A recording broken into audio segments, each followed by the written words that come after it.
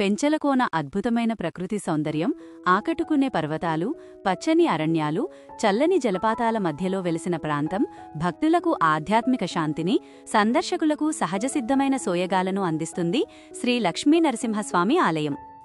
ఇక్కడ స్వామివారు స్వయంభూగా 2 రాళ్లుగా ముడిపడిన రూపంలో సింహం తల్లగా కనిపిస్తారు. Hi friends, welcome to my channel. ఈ రోజు నేనైతే నెల్లూరు డిస్ట్రిక్ట్ లో ఉన్న పెంచలకోన ఆలయానికి అయితే వచ్చాను.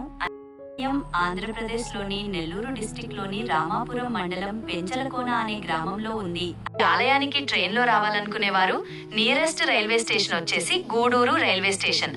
ఆలయం నెల్లూరు నుంచి 75 కిలోమీటర్లు, రాపూర్ నుంచి 25 కిలోమీటర్లు, తిరుపతి నుంచి 110 కిలోమీటర్లు, కడప నుంచి 130 కిలోమీటర్ల దూరంలో ఉంటుంది.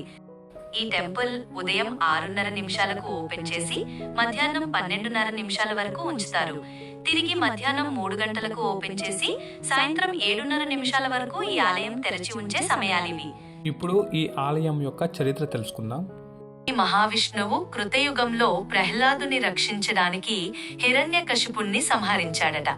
ఆ తరువాత ఆయన ఆవేశంగా వెలుకొండల కీకారణ్యంలో సంచరిస్తుండగా చెంచురాజు కుమార్తె అయిన చెంచులక్ష్మి తన చెలికత్తలతో అడవిలో తిరుగుతూ ఉండేవట.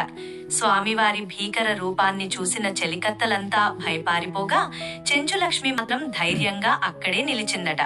చెంచులక్ష్మి ధైర్యానికి ముగ్ధుడైన స్వామివారు చెంచురాజుకు కప్పం చెల్లించి ఆమెను వివాహం చేసుకున్నారు.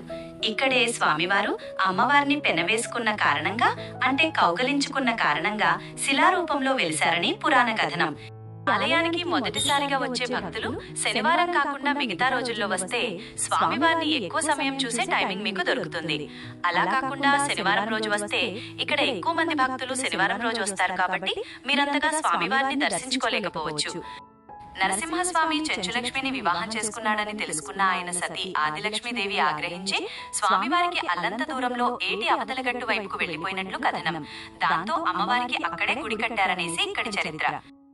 ప్రధాన ఆలయంలో నరసింహస్వామిని మనం దర్శనం చేసుకుని బయటకు వచ్చినాక ఇక్కడ ఆంజనేయ స్వామి వారు ఉంటారు. ఇక్కడ స్వామివారిని దర్శనం చేసుకోవాలి. ఈ ఆలయం పక్కనే నరసింహస్వామికి మనం నైవేద్యము అంటే ప్రసాదాలు చేస్తారు కదా, అవి ఇక్కడ సమర్పిస్తారు. ఈ ఆలయంలో ఉచిత దర్శనం ఉంటుంది.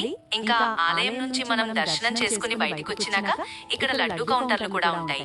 ఒకవేళ మీరు ఉదయం పూట అంటే స్వామివారిని చూడటం కోసం అర్లీ మార్నింగ్ వస్తే ఇక్కడ బయట టిఫిన్ సెంటర్లు కూడా ఉంటాయి. కాబట్టి మీరు టిఫిన్ చేయొచ్చు ఉదయం పూట. మధ్యాహ్నం అన్నదాన సత్రాలు కూడా ఇక్కడ అవైలబుల్ గా ఉంటాయి. ఈ ఆలయం ప్రాంగణంలో మనం నైట్ ఉండటానికి రూమ్స్ కూడా అవైలబుల్ గా ఉంటాయి. ఏసీ, నాన్ ఏసీ రూమ్స్ ఉంటాయి.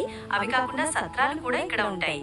ఇవి కాకుండా మనం లో బడ్జెట్ లో ఎవరైనా వస్తే ఇక్కడ మనం నైట్ స్టే చేయడానికి కోసం ఆ రేకుల షెడ్ లాంటివి కూడా అవైలబుల్ గా ఉన్నాయి. రూమ్స్ వచ్చేసి 300 రూపాయల నుండి 3000 రూపాయల వరకు కూడా ఉన్నాయి. అది మన బడ్జెట్ ని బట్టి ఉంటుంది. నాన్ ఏసీ వచ్చేసి ఇక్కడ రూమ్స్ 300 రూపాయల నుండి కూడా స్టార్ట్ అవుతాయి. ఏసీ ఇంకా హై బడ్జెట్ అంటే డిలక్స్ రూమ్స్ కావాలంటే 3000 రూపాయల వరకు కూడా రూమ్స్ అవైలబుల్ గా ఉంటాయి.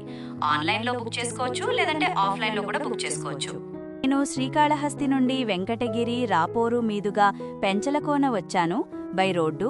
ఈ రోడ్డు చూడటానికి చాలా బావుంది. ఈ రోడ్డుపై ప్రయాణం చేయడం ఆహ్లాదంగా ఉంది. ఈ అనుభూతిని మాటల్లో వర్ణించలేము. ఈ వీడియో మీద మీ అభిప్రాయాన్ని నాకు కామెంట్ రూపంలో తెలియచేయండి. ఈ వీడియో మీకు నచ్చినట్లయితే ఒక లైక్ ఇవ్వండి. నా ఛానల్ని సబ్స్క్రైబ్ చేసుకోండి. Keep watching my channel. Thank you.